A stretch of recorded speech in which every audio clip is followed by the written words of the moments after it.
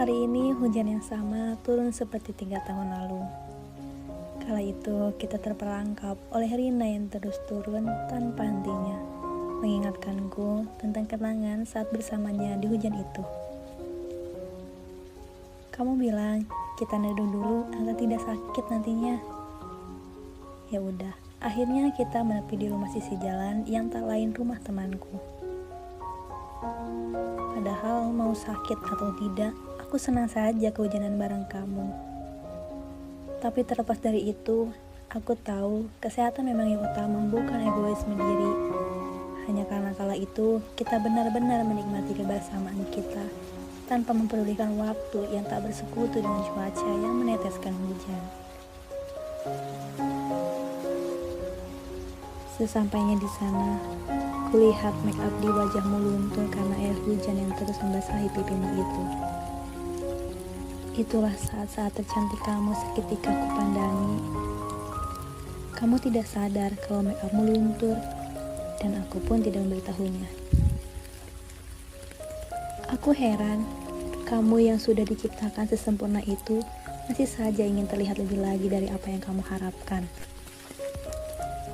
Padahal saat-saat kamu begitu indah kupandangi ketika kita kehujanan bersama.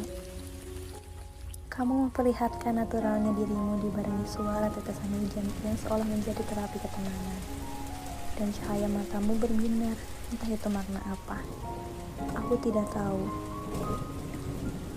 Aku cukup kecewa, kenapa hujan tidak menahan aku lebih lama lagi dengan dia. Seakan kamu datang ketika tetesan pertamamu turun, seolah mengusir aku untuk berteduh. Dan seketika kamu reda, seolah mengusir kenyamanan yang kau ciptakan untukku, kembali melanjutkan perjalanan.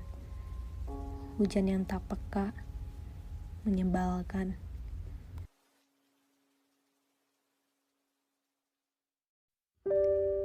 Aku berharap waktu bisa berhenti dan momen ini bisa terjadi lagi.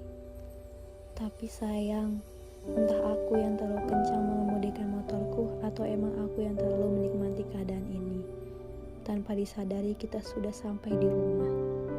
Iya, rumahmu.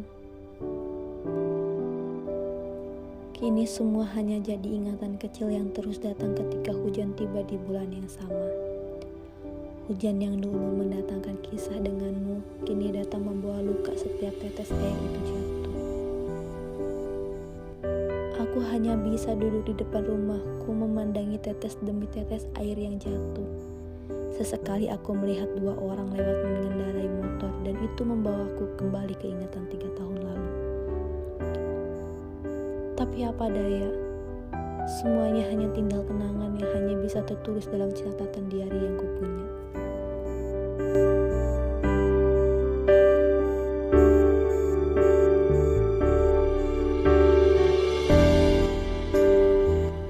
Di antara deburan ombak, senja di tepi khatulistiwa, dan kegelapan malam yang menyelimuti.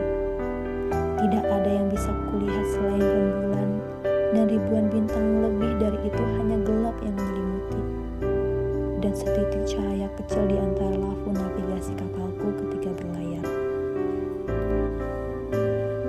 Katanya, senja adalah perwujudan sebuah rasa kerinduan untuk seseorang yang kau cintai dan mencintaimu. Bukan hanya itu, ia juga bisa jadi pengantar pesan untuk orang yang ingin menyampaikan sesuatu tanpa harus bertemu ketika ponsel dan media sosial lainnya tidak mampu menyampaikan pesanmu. Pikirku rasanya tidak mungkin senja sehebat itu bisa mengalahkan kecanggihan teknologi.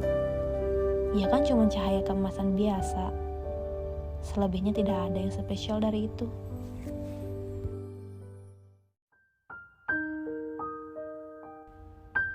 Setelah beberapa pesan kutulis, senja berkata, "Cepat, aku sudah tak bisa menunggu lagi. Aku akan pergi sekarang." Di situ aku kaget. Kukira senja itu bisa menungguku lebih lama lagi. Senja itu bilang lagi, "Hei Mazen, sudahkah kau menulis? Aku akan pergi. Rembulan sudah mulai datang. Kalau aku belum pergi juga, rembulan akan marah.